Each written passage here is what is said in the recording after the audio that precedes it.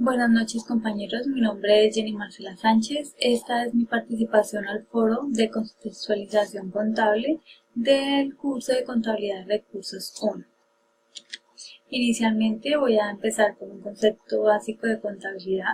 La contabilidad es una ciencia de naturaleza económica que tiene por objeto producir información para hacer posible el conocimiento pasado, presente y futuro de la realidad económica en términos cuantitativos en todos los niveles organizativos, mediante la utilización de un método específico apoyado en bases suficientemente contrastadas con el fin de facilitar la adopción de las decisiones financieras externas y las de la planificación y control internas de una empresa. La contabilidad debe tener ciertos conceptos básicos de los cuales voy a dar un pequeño aporte, dentro de los cuales encontramos los activos como un concepto básico. Es la representación de los bienes y derechos apreciables en dinero propios de la empresa, como podrían ser los muebles, vehículos, inventarios, cuentas por cobrar, entre otros. Encontramos los pasivos, que son las obligaciones que contrae la empresa para pago en su futuro. Puede ser un pasivo interno o a terceros. Son las deudas que debe pagar por cualquier concepto, como préstamos, cuentas por pagar, impuestos, bonos, beneficio de empleados, entre otros. Patrimonio. Representa los aportes de dueños de la empresa o socios, capital o reservas. Incluye el superávit, el resultado del ejercicio contable, que es el activo menos el pasivo, y tendríamos el patrimonio, que pueden ser utilidades o pérdidas. Ingresos son los valores que recibe la empresa por la venta o prestación de sus servicios, ventas, ganancias, intereses, utilidad de ventas de activos fijos. Tenemos los gastos, que son los pagos o desembolsos que realiza la empresa para su funcionamiento administrativo y ventas, como son mantenimiento, servicios, arriendos, impuestos y pérdidas. Los costos de ventas son los valores de costo de mercancía o de producto que ha sido vendido, y los costos de producción son los desembolsos que realiza la empresa para la producción de bienes de los cuales se obtienen sus ingresos. Tenemos unos planteamientos direccionados, de los cuales voy a dar mi aporte si estoy o no de acuerdo con ellos. Tenemos el primero, que es la contabilidad no ha tenido una evolución histórica importante, porque desde la antigüedad hasta nuestros días ha mantenido los mismos principios de registro y control para el reconocimiento de las transacciones económicas, para lo cual podríamos ver en las imágenes que muestro aquí en esta presentación la evolución a través del tiempo. En la Edad Antigua, en el año 600 a.C., existió una escritura de números. Del año 5400 al 3500 a.C. había una organización bancaria. Del 5000 a.C. habían leyes que imponían a los comerciantes. Los romanos llevaron una contabilidad que constaba de 2 libros, Adversaria y el Codex. En la Edad Media, entre los siglos VI y IX, en Constantinopla, el solus se construyó en la moneda más aceptada. En 1157, Bolilardus repartió beneficios que arrojó una asociación comercial. En 1211 hubieron cuentas llevadas por un comerciante para llevar los libros. Entre 1366 y 1400, donde los libros se llevaban imágenes de contabilidad por partida.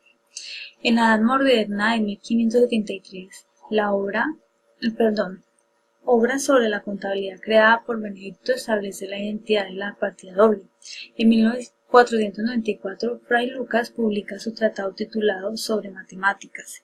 En 1509, una nueva impresión del libro tratado, donde se ven más enfocados a la contabilidad. En el siglo XVII surgen centros mercantiles, profesionales independientes. En la edad contemporánea, a partir del siglo XIX, se crearon escuelas en las que podemos mencionar la personalista, del valor, la abstracta, la jurídica y la positivista. En el siglo XIX también tuvieron avances tecnológicos que se originó de darle mayor valor, del sistema centralizador, la mecanización, entre otros. Por tal motivo, y con el recuento de la lectura que acabo de realizar, no me encuentro de acuerdo porque ya con el paso del tiempo la contabilidad se ha ido adoptando a los cambios económicos y a las nuevas estrategias de manejo de una empresa, con el fin de organizar todos los procesos contables de manera organizada, veraz y confiable. reflejados en los estados financieros acordes al desempeño empresarial que se requiere en el correcto funcionamiento de cada una de ellas y de gran importancia tanto de servicios como de obligaciones de carácter financiero. El siguiente planteamiento es: la contabilidad se divide o se clasifica en monetaria y no monetaria. Dentro de la monetaria se puede identificar el campo de acción más importante, puesto que se enfoca en dos aristas: la microcontabilidad y la macrocontabilidad. Cada una se orienta en explicar los hechos económicos vistos desde la parte individual, empresas o personas, y la parte global, todos los agentes de la economía. También puede verse clasificada según el origen de los fondos en la contabilidad privada y la contabilidad pública. Además, su funcionalidad, utilidad en la generación de información, contabilidad financiera y contabilidad de gestión. Estoy totalmente de acuerdo. La contabilidad se divide en monetaria, que expresa las unidades monetarias, abarca la microcontabilidad y la macrocontabilidad. La microcontabilidad nos da información de las familias, empresas, sector público y organizaciones de distintas unidades que componen un sistema económico: la contabilidad de una empresa, la contabilidad gubernamental y la contabilidad familiar. La macrocontabilidad es la información económica que tiene presente a todas las unidades económicas que integran el sistema económico, como lo son la contabilidad de la renta nacional y regional, la contabilidad de flujo de fondos y la contabilidad de balances de pago. La contabilidad no monetaria es la contabilidad que se expresa en distintas unidades de valor. En los sistemas contables no monetarios, los informes contables contienen información cualitativa sobre los stocks disponibles. En el siguiente planteamiento nos dicen: las NIF son estándares de información financiera que se aplican en la mayoría de los países del mundo, incluyendo a Colombia, para presentar los estados financieros, porque promueven los fines e intereses económicos particulares de los inversionistas globales, por lo que se convierte en una prioridad para cada gobierno velar el cumplimiento adecuado en cada nación que se encuentra en vías de desarrollo. Estoy de acuerdo con el contexto, ya que las normas internacionales de la información financiera, las NIF, son el conjunto de normas internacionales de la contabilidad. Son normas referentes a la contabilidad de información financiera que permiten identificar, medir, reconocer, interpretar, analizar, evaluar e informar las operaciones económicas de una empresa de forma clara, completa, relevante y comparable. Son emitidas por el Consejo de Normas Internacionales de Contabilidad de una manera uniforme en la aplicación de normas contables en el mundo, siendo globalmente aceptables, comprensibles y de alta calidad.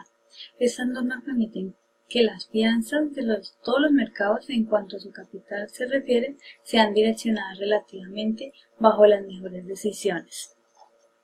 El siguiente planteamiento es en el marco conceptual de la información financiera internacional Accounting Standards Board.